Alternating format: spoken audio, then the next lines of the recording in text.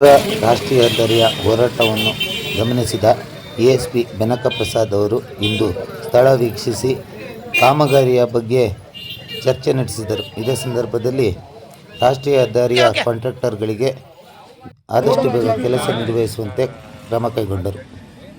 Divider ಹಾಕಿರೋದ್ರಿಂದ ಸ್ವಲ್ಪ ಜಾಗ ಕನ್ಸ್ಟೆಂಟ್ ಆಗಿರೋದು ಸರಿ ಸರ್. ಬಟ್ ಸಿಟಿ ಒಳಗಡೆ ಡಿವೈಡರ್ ಇದ್ರೆ ಟ್ರಾಫಿಕ್ ಒಂದು ಡಿಸಿಪ್ಲಿನ್ ಓಕೆ. ಸೊ ನಾವು ಡಿವೈಡರ್ನ ಪೂರ ತೆಗೆಯೋದೇ ಒಂದು ಸೊಲ್ಯೂಷನ್ ಅಂತ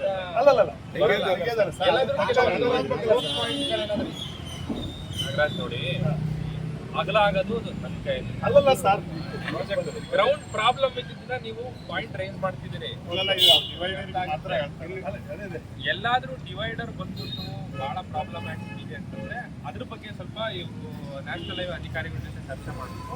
ಅದನ್ನ ಯಾವ ರೀತಿ ಸರಿಪಡಿಸೋದು ಅಂತ ನೋಡೋಣ. ಡಿವೈಡರ್ ಇಲ್ಲದೇನೆ ಒಂದು ರೋಡ್ ಮಾಡೋದು that is not an option. ಯಾಕಂದ್ರೆ ಒಂದು ಇರುತ್ತೆ, ಆಮೇಲೆ ಫುಟ್ಪಾತ್ ಆಕ್ಸಿಡೆಂಟ್ಸ್ ಕಮ್ಮಿ ಆಗುತ್ತೆ. ಈ ಪ್ರಾಬ್ಲಮ್ ನಿನ್ನೆ ಸ್ವಲ್ಪ ರಿಫ್ಲೆಕ್ಟಿವ್ ಸ್ಟಿಕರ್ಸ್ ಬೋರ್ಡ್ಸ್ ಎಲ್ಲ ಇದ್ರೆ ಆ ಪ್ರಮಾಣಕ್ಕೆ ಸ್ವಲ್ಪ ಅವಾಯ್ಡ್ ಆಗ್ತಾ ಇತ್ತು. ಇನ್ನೂ ಒಂದು ಹೇಳ್ತೀನಿ, ಯಾವುದೇ ಒಂದು ಹೊಸ road, for example Bengaluru Mysuru express way ಆಯಿತು, ಫಸ್ಟಿಗೆ ತುಂಬ ಆಕ್ಸಿಡೆಂಟ್ ಆಗ್ತದೆ. ಯಾಕಂದ್ರೆ ಜನಕ್ಕೆ ಆ ರೋಡ್ದು ಪರಿಚಯ ಇರೋದಿಲ್ಲ. ಆ ರೋಡ್ ಹೆಂಗೆ ಅಂತ ಹೊಸ ರೋಡ್ ಸಿಗ್ತದೆ ತುಂಬ ಫಾಸ್ಟಾಗಿ ಹೋಗ್ಬಿಡ್ತಾರೆ. ನಮ್ಮ ಸಾಗರದಲ್ಲೂ ಕೂಡ ಹೊಸದಾಗಿ ಡಿವೈಡರ್ ಆಗಿದೆ. ಸಣ್ಣ ಪುಟ್ಟ ಇನ್ಸಿಡೆಂಟ್ಸ್ ಆಗುತ್ತೆ. ಸಣ್ಣ ಪುಟ್ಟದ ಆಗಲೇ ನಾವು ಗಮನ ಹರಿಸಿ ಎಚ್ಚೆತ್ಕೊಂಡು ಅದನ್ನ ನಾವು ರೆಕ್ಟಿಫೈ ಮಾಡಿದ್ರೆ ದೊಡ್ಡ ಪ್ರಮಾದಗಳು ಆಗೋದಿಲ್ಲ. ಹೊಸ ಡಿವೈಡರ್ ಆಗಿ ರೋಡ್ ಆಗಿ ಅದನ್ನು ರೆಕ್ಟಿಫೈ ಮಾಡೋದು ನಾವು ಮಾಡಿ. ರಸ್ತೆ ಒಳಗಡೆ ಇರುವಂಥ ಲೈಟ್ ಕಂಬಗಳನ್ನ ದಯವಿಟ್ಟು ಎಲ್ಲ ಸೈಲ್ ನೋಡಿ, ಏನು ಮಾಡೋದು ಇಲ್ಲಿ ನೋಡಿ ಸರ್, ನೀವೇ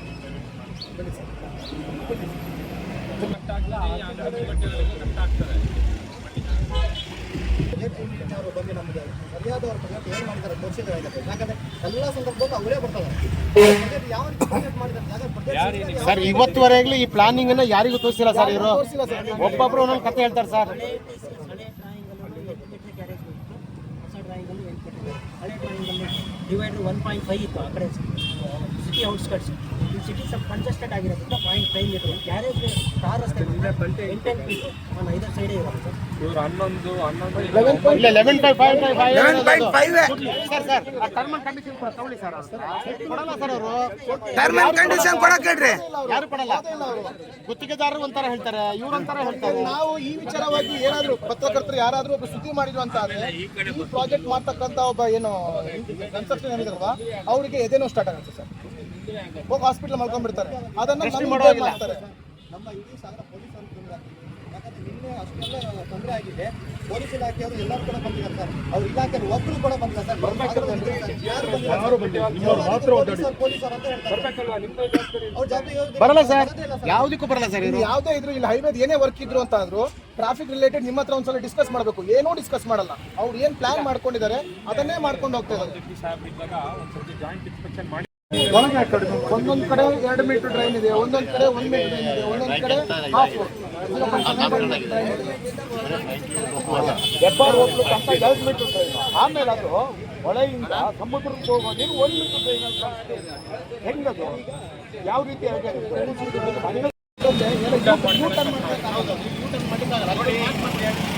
ನಾವು ಒಂದು ವಾರ ಅದ್ರ ಮೇಲೆ ಅದು ಸಿವಿಕ್ ಸೆನ್ಸ್ ದಿನ ನಿಂತ್ಕೊಂಡು ನಾವಿಲ್ಲಿ ಗಾಡಿ ಹಾಕೋಣ ಅಂತ ಹೇಳಕ್ ಆಗಲ್ಲ. ಒಂದು ವಾರ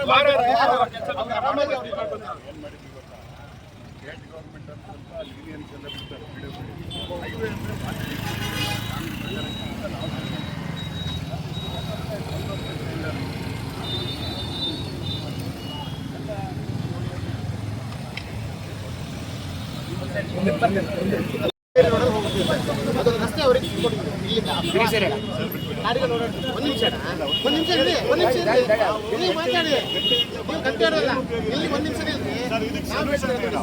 ಅಲ್ಲ ನಮಗೆ, ಸೊಲ್ಯೂಷನ್ ಅಲ್ಲ ನಮಗೆ. ಈ ಬ್ಯಾರಿಕೇಡ್ ಎರಡು ಓಪನ್ ಮಾಡಿಸ್ಕೊಡ್ತೀವಿ ಸರ್. ದಿವಸ ಶರವತ್ತು ನೀವು ಹೇಳಿದ್ರೆ ಅವ್ರು ಓಪನ್ ಮಾಡ್ಕೊಡ್ತಾರೆ.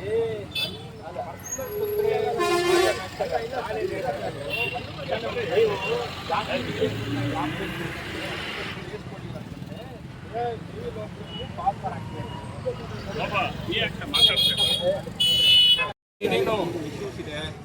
ಈ ರೋಡ್ ಆಗೋದಿರ್ಬೋದು, ಚರಂಡಿ ಮುಚ್ಚೋದು, ಪ್ರಯಾರಿಟಿ ಬೇಸಿಸ್ ಮೇಲೆ ಕೆಲಸಗಾರರನ್ನ ಕರ್ಕೊಂಡು ಆ ಕೆಲಸಗಳು ಅಟೆಂಡ್ ಮಾಡ್ತಾರೆ. ಮಳೆಗಾಲ ಬಂದು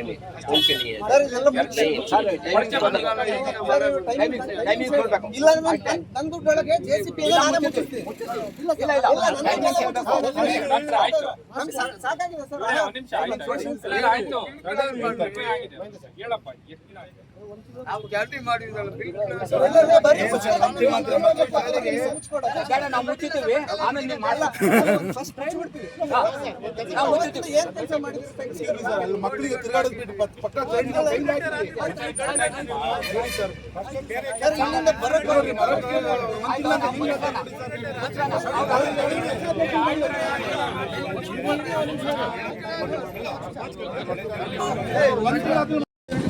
ಹೊಸ ಅದಕ್ಕಿಂತ ಆ ಕಡೆ ಹೋಗ್ಬೇಕು. ಈ ಕಡೆ ಮತ್ತು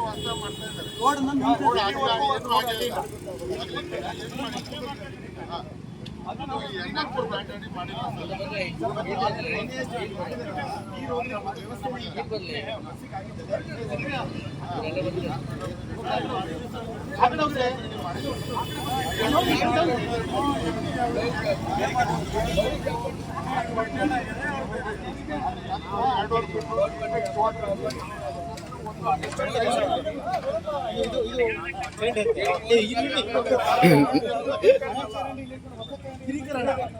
ಕಿರೀಕರಣ ಆಗಿದೆ, ಅಗಲೀಕರಣ ಇದಕ್ಕೆಲ್ಲ ಕಮಿಷನ್ ರೋಡ್